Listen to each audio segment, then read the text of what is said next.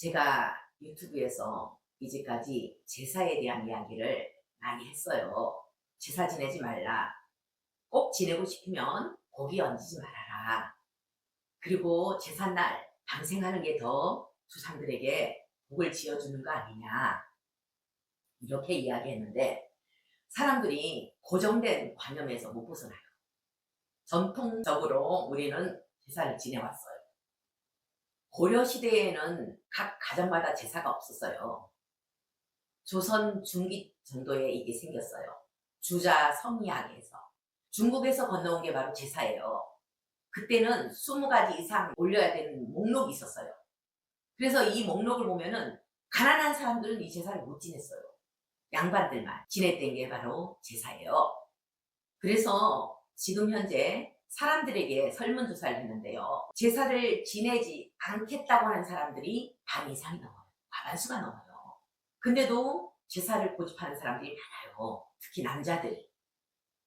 1년에 한 서너 번 제사 지낸다고 하룻밤 와가지고 자고 가면은 그 큰 집 며느리는 한 달 동안 청소를 해요. 이불 다 빨아야 되고 베갯잎 다 벗겨서 먼지 털어야 되고 얼마나 스트레스인지 몰라요. 요즘 시대에 맞지 않는 게 제사거든요.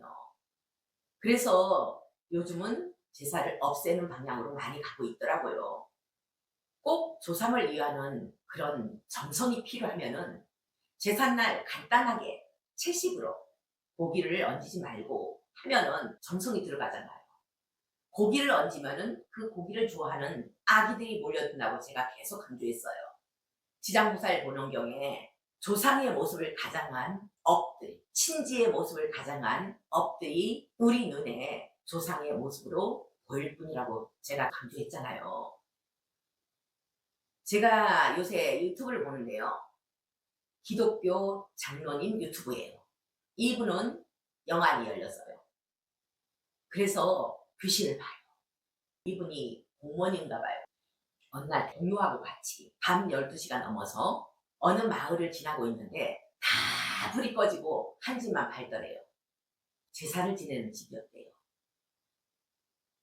그 집을 지나갈 때 얼마나 이상한 냄새, 그 쾌쾌한 냄새 있죠.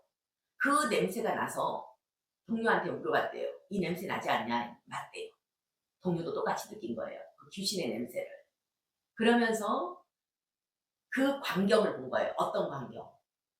제삿집 하늘에 엄청난 마귀들이, 마귀라고 표현했더라고요. 아기들이 그 제삿집에 몰려있는 걸 본 거예요. 색깔은 아주 이상한 그런 색깔에다가 온갖 짐승들이 그 주위에 다 몰려있는 거를 본 거예요. 이 마귀들이, 제가 마귀라고 표현하는 게 아귀들이 그 제주들 있죠. 절하는 사람 입속으로 싹 들어가서 옆구리로 나오고 무대기로, 그리고 코로 들어가더니만 뒤로 나오고, 이 모습을 이분이 다 본 거예요. 그때 제사상 영정사진이 두 분이 있었는데 그 두 분의 모습은 볼 수가 없었대요. 그 이야기를 유튜브로 한 거예요. 제사상에 조상이 오는 거 아니냐. 아기들이, 그 업들이 그걸 먹으러 온다는 거예요. 먹으러 와가지고 온갖 난리를 다 피우더래요. 근데 사람들은 속고 있는 거래요. 그 이야기를 했더니 그 밑에다가 댓글들이 달렸는데 6살짜리 오마이가 제사상에 할아버지 할머니가 오지 않고 다른 존재가 오는 거를 보고 놀래 자빠져가지고 까무라치게 우는 그런 집도 있었다. 할아버지 할머니는 전혀 없었다는 거를 이 6살짜리 애를 통해서 증명한 그런 것까지. 그래서 그때부터 제사를 다 없앴다는 그런 집까지 다 사례로 나와 있더라고요. 근데 우리 불자들은 이렇게 영안이 열려있는 사람이 왜 없을까요? 조상의 모습을 착각하잖아요. 이분이 하는 말이 맞더라고요. 어떤 말? 제사를 왜 지내는지. 자, 며느리 입장에서 알지도 못하는 할아버지 할머니 제사 지낸다는 게 어떤 마음으로 지내겠어요?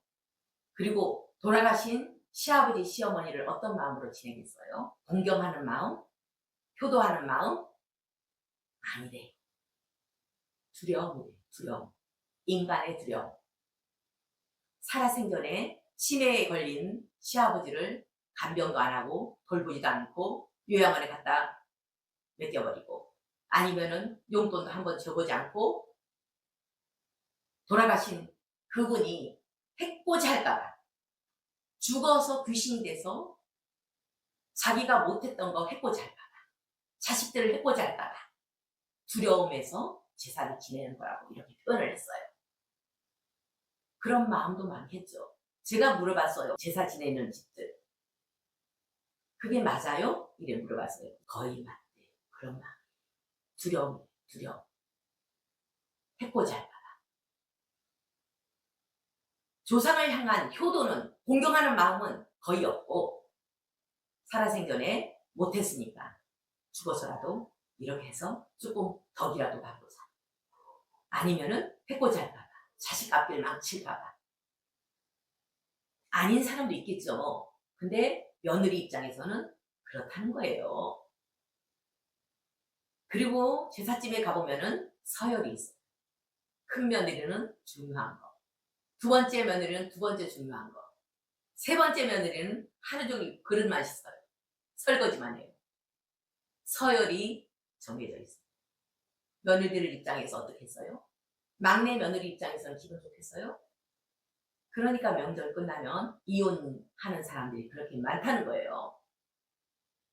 시댁에 가서 대접받기는커녕 하녀처럼 일만 하고 왔다 싸움이 벌어지고, 그러다가 이혼까지 하는 경우가 많다는 거예요. 스트레스 받아서. 요즘 상황에 맞게 변해야죠. 제사라는 것도 꼭 지내야 됩니다, 이렇게 하는 사람들이 있어요. 유교잖아, 유교. 부처님 경전에 조상을 위하는 마음이 제사로 나타나야 됩니다, 이렇게 나왔어요. 제사 꼭 지내야 조상을 위하는 마음이 생깁니다, 이렇게 나왔습니까? 유교잖아요. 주자 성리학에서 온 거. 유교의 교주인 공자에 대해서 한 말씀 드릴게요. 어느 날 공자가 사는 마을에 한 집에 백송아지를 낳았어요.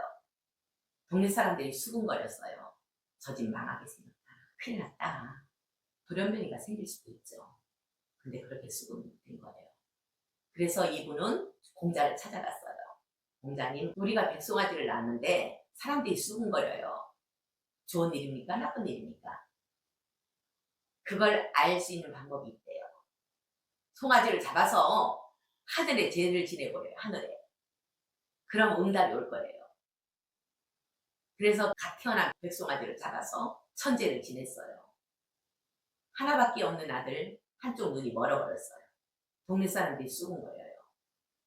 근데도 이 백송아지 주인은 공자를 믿고 있는 거예요. 몇 개월 후에 또 백송아지를 낳았어요. 또 공자를 찾아갔어요. 공자님, 백송아지를 또 낳았습니다. 좋은 일일까요? 나쁜 일일까요? 또 잡아서 하늘에 제를 지내래요. 이 사람이 또 그렇게 했어요. 그러니까 나머지 한쪽 외아들의 눈이 멀어버렸어요. 그러고 나서 몇 년 뒤에 큰 전쟁이 났는데 남자들은 다 끌려가서 요 동사가 된 아들은 살아남았어요. 그게 좋은 일일까요? 나쁜 일일까요? 이렇게 시킨 거예요. 평등성도 몰라요. 상대방 입장도 몰라요. 그 어미 입장도 몰라요. 내 자식이면은 갓 태어난 자식을 잡아서 제사를 지내라 하겠어요? 상대방 입장이 없는 거예요. 그게 종교 지도자가 시킨 거예요. 인간 중심의 그런 사상. 저는 부처님이 엄청 대단한 분이라고 생각해요. 여러 성인들과 비교했을 때 우리 부처님께서는 인간 중심이 아닌 생명 중심이에요. 모두가 평등하다, 모두가 부처다. 부처님이었으면 그렇게 시키겠어요? 정말 귀한 흰송아지를 낳았다, 이건 대단한 일이야, 집안의 경사야, 이렇게 해서 잘 키우게 만들겠죠. 잡아먹지도 말라 하겠죠. 이 집안에 복이 되게 하도록 시키겠죠. 저는 항상 인간 중심이 아닌 생명 중심을 강조해요. 이게 부처님의 사상이에요. 모두가 부처다. 개에게도 부성이 있고 고양이에게도 부성이 있고 지렁이에게도 있다. 다 부처다는 거예요. 부처님이 깨달음이잖아요. 짐승을 잡아서 그 고기를 제사상에 올려서 누가 와서 먹는지도 모르고 이렇게 어리석게 살아간다는 거예요, 인간은. 그래서 고통에서 못 벗어난다는 거예요. 그 원한들이 가만히 놔두겠어요? 죽고 나면 조상의 모습으로 나타나서 지옥으로 끌고 가겠죠. 이게 인과의 법칙이잖아요. 그리고 이분이 재밌는 얘기를 해요. 자기 아는 친척분이 물에 빠져 죽었대요. 총각으로. 물에 빠져 죽어서 구슬하게 됐는데 저 부안에서 제일 유명했던 그런 무당이었대요. 90 넘었어요, 할머니가. 이분을 구급차로 모셔다가 그냥 눕혀놓고 계좌를 가지고 이 사람은 전달하는 거예요. 전달하는데요, 기가 막히더래요. 기가 막히더래요. 갑자기 막 춥다고 막 부들부들 떨더래요. 움직이지도 못하고 누워만 있는 사람이 부들부들 떨면서 춥다고 하면서 그 물에 빠진 거 그대로 흉내내고, 그리고 학생이기 때문에 봤던 책들을 쌓아놓고 있는 자리가 있었대요. 그 책 사이에 보면은 3만 원 있을 거예요. 그거는 동생 보고 네가 가져라고. 정말 봤더니만 있더래요, 3만 원. 그리고 친구한테 5만 원을 빌렸는데 안 갚았다고 그것도 갚아달라고 하대요. 무당이 전달하는 거예요. 다 맞는 거예요. 기가 막힌 거예요. 그 옆에 있는 사람들이 전부 돈을 갖다 바치는데 자기 부모님도 어린 자기도 용돈 있던 거 다 갖다 바쳤대요. 기가 막히게 귀신처럼 알아맞히는 거예요. 돈 어디에 있는가까지. 전에 제가 법문할 때 그런 얘기 한 적이 있죠. 장롱속 통장에 얼마 들었는가까지 알아맞추는 스님이 있었다. 도인으로 유명했던 스님이다. 그쪽으로만 발달된 거예요. 돈 쪽으로만. 돈 귀신이 붙었는지. 돈에 대해 집착하니까 귀신도 돈만 보이는 거예요. 그랬는데 달라지는 거 없잖아요. 뭐 천도가 되겠어요? 뭐가 되겠어요? 그래서 전부 나중에 기독교로 바꿨다는 그런 얘기를 하는 거예요. 기독교 장로님이.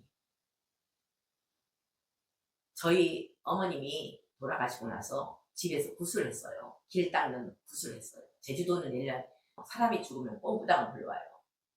굿을 하는데 어머니 목소리로 빙이 돼가지고 나 잘 간다 했는데 나중에 보니까 지옥에 있었잖아요. 길 닦아가지고 지옥으로 보냈는지. 아무 소용없다는 거예요. 귀신처럼 알아맞추니까 사람들은 혹해가지고 돈 다 갖다 바치고, 야, 그 무당 대단해. 난리 났어요. 근데 결국은 달라지는 게 없잖아요. 뭐가 달라져요? 극락왕생이 있어요? 그것도 아니잖아요. 도리어 아기 세계와 주파수가 맞아서 아기 지옥으로 떨어지는 경우가 많죠. 굿을 하게 되면. 저는 이렇게 천도자 하다 보면 아기 지옥에 있는 분들이 많더라고요. 그래서 물어보죠. 이 집안 굿 많이 했네? 이러면 많이 했대요. 그것 때문에 아기 지옥으로 떨어지게 됐습니다. 주파수가 살아생전에 거기에 맞아있고, 그리고 또 죽은 다음에 굿을 했기 때문에 아기 지옥으로 끌고 가버리는 거. 아기들을 불러들이는 게 굿이잖아요. 통돼지 바치고 당모가지 치고 이렇게 굿을 하기 때문에 결국은 죽은 사람을 더 지옥으로 끌고 가게 만드는 거예요. 참 사람들이 어리석어요. 그래서 우리는 살아있을 때 염불하고 기도하고 사경하고 그리고 행을 하면서 항상 주파수를 보살세계인 그 극락세계에 맞추는 연습을 하게 되면 죽은 다음에 지옥에 떨어질 일도 없고 천국 가기 위해서 1억 안 갖다 바쳐도 돼요. 어느 사이비 교주한테. 너무 쉬운 거잖아요. 이 쉬운 걸 놔두고 왜 그런 데 갖다 바치는지 모르겠어요. 그 용하다고 하는 사람들 말년을 봐봐요. 얼마나 처참한가. 그리고 자식들 봐봐요. 다 망가져요. 그게 증거인데 사람들을 속아요. 헤매지 말아야 돼요. 헤매지 말아야 돼요. 기준이 있어야 된다고 했죠. 딱 하나. 보살행. 보살행을 하게 되면은 내가 죽어서도 잘 되고 내 자손들도 잘 되고 안 되는 게 어디 있겠어요. 다 잘 되지. 그래서 우리도 이치를 알고 이런 관습에서 벗어나서 조상을 위한 게 어떤 건지, 조상을 위한 자손들의 자세를 어떻게 가져야 되는지 다시 생각해보는 계기로 삼도록 했으면 좋겠습니다.